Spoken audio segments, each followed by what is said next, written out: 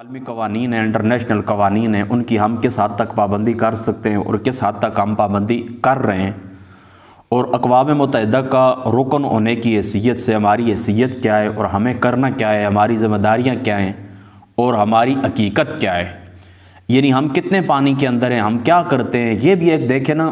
لوگ جمہوریت کا، ڈیموکریسی کا لاگ وہ کیا کہتے ہیں کہ الاپتے رہتے ہیں۔ میں ان سے پوچھتا ہوں یہ کیسی جمہوریت ہے کہ لاکھوں نہیں بلکہ کروڑوں انسانوں کا فیصلہ ہوتا ہے، لاکھوں نہیں بلکہ کروڑوں انسانوں کا ایک فیصلہ ہوتا ہے۔ جنرل اسمبلی کے اندر جا کر مختلف ممالک کے جو نمائندے ہوتے ہیں تو وہ جا کر ایک بات کرتے ہیں، تو پھر 4 یا 5 ممالک ایسے ہیں UNO کے اندر، اقوام متحدہ کے اندر، کہ جو ویٹو کا حق رکھتے ہیں۔ آپ کوئی قرارداد پیش کرتے ہیں، وہ چند لوگ ہوتے ہیں، وہ کیا کرتے ہیں کہ اس قرارداد کو ویٹو کر دیتے ہیں۔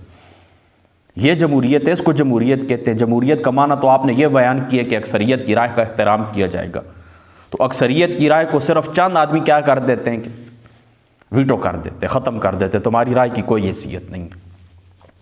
بہرحال مجھے اس بات کا بھی اتنا دکھ نہیں ہے، اصل دکھ مجھے اس بات کا ہے کہ جس ملک کے اندر ہم، پاکستان کے اندر ہم رہائش پذیر ہیں، اس میں حضرت قائد اعظم صاحب رحمۃ اللہ تعالیٰ علیہ کے درجنوں نہیں بلکہ سینکڑوں خطبات کو چھوڑ کر صرف 11 اگست والے ایک خطبے کو لے لیا جاتا ہے، اور ہمارے پاکستان کے اور مغربی اور ہندوستان کے دانشور دنیا کو یہ بتانا چاہتے ہیں کہ حضرت قائد اعظم صاحب رحمۃ اللہ تعالیٰ علیہ وہ ایک اسلامی اور مذہبی ریاست نہیں چاہتے تھے بلکہ سیکولر ریاست بنانے کے حامی تھے۔ میں کہتا ہوں کہ اس 11 اگست والے ایک خطبے کو چھوڑ کر اس کے اندر اس طرف اشارہ ملتا ہے، اور اس کا بھی صحیح معنی پتہ کیا ہے؟ اس کا صحیح معنی یہ کہ حضرت قائد اعظم صاحب رحمۃ اللہ تعالیٰ علیہ لوگوں کے شہری حقوق بیان کرنا چاہ رہے تھے کہ دیکھیں تم بحیثیت شہری تم اپنا جو مذہب رکھو، مندر کے اندر جا کر عبادت کرو، اسی طریقے سے گرجاگھر کے اندر آپ جائیں، یعنی جس مذہب کا دیکھیں نا، حکومت ہوگی اسلام کی، قانون ہوگا اسلام کا، دین ہوگا اسلام، باقی اس کے نیچے مذاہب آپ دیکھیں جس کی پرائیویٹ معاملہ جو کرنا ہے کرنا چاہے۔ دیکھیں نا، آپ کے اوپر ہم زبردستی تو نہیں کر سکتے، اسلام زبردستی کا دین تو نہیں ہے، اللہ تعالیٰ جبر کے ساتھ تو تم سے اسلام نہیں منوانا چاہتے۔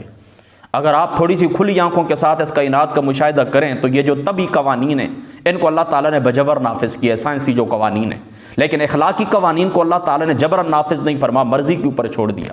چاہو تو کفر اختیار کرو اور چاہو تو اسلام اختیار کرو، تمہارے اوپر لا اکراہ فی الدین، تمہارے اوپر کوئی جبر نہیں ہے۔ فَأَلْقَمَهَا فُجُورَهَا وَتَقْوَاهَا وَهَدَيْنَاهُ النَّجْدَيْنِ۔ یہ تو بہرحال میں دوسری طرف پھر نکل جاؤں گا۔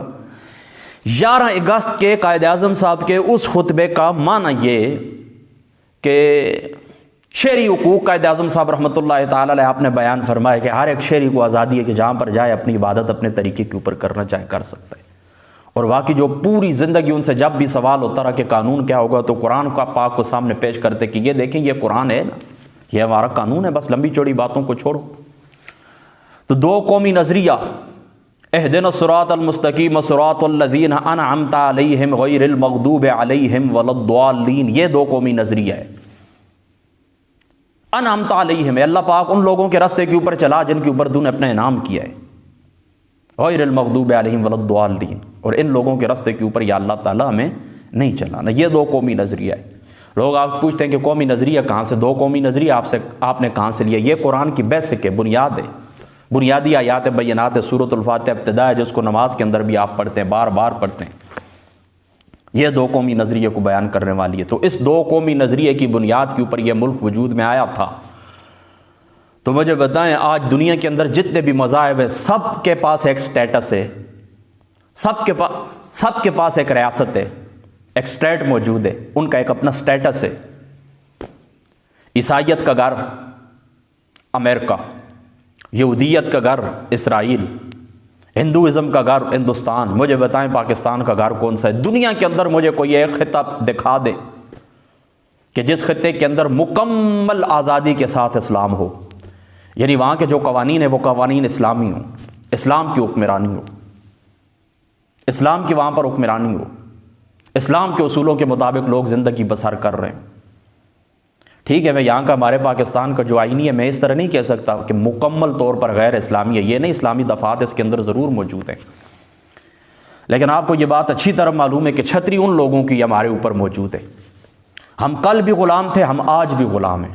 نظام چھتری اسی نظام کی ہمارے اوپر سودی نظام، اس سودی نظام کے اندر ہم ملوث ہیں، اس سودی نظام کے تحت ہم زندگی گزار رہے ہیں، اس سرمایہ دارانہ نظام کے تحت ہم زندگی گزار رہے ہیں۔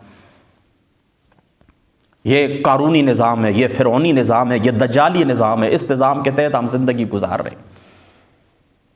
حضرت علامہ اقبال صاحب رحمۃ اللہ تعالی علیہ آپ نے کہا تھا نا کہ ہندوستان کے اندر اگر ہمیں سجدے کی اجازت ہے تو تم اس کو آزادی سمجھتے ہو۔ یہ آزادی نہیں ہے، آزادی اس وقت ہوگی جب تمہارا دین نافذ ہوگا۔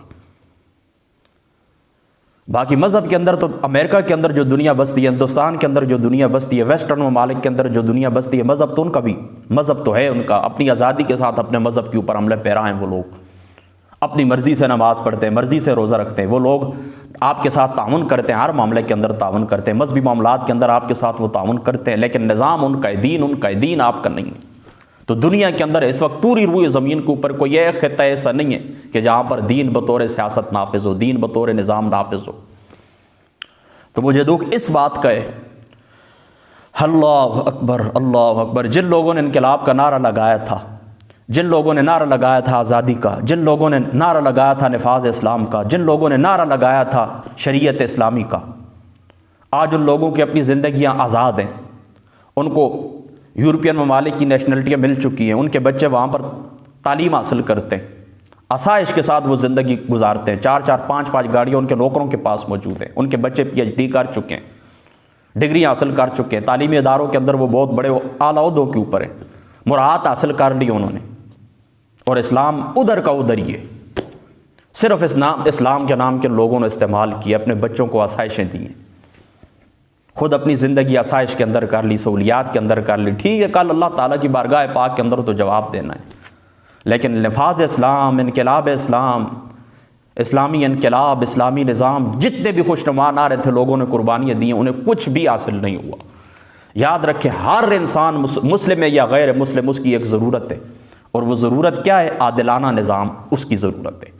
ایک عادلانہ نظام، عدل کے اوپر مبنی ایک نظام، مساوات کے اوپر مبنی ایک نظام ہونا چاہیے، یہ ہر شخص کی ضرورت ہے، اور یہ کسی کو بھی حاصل نہیں ہے۔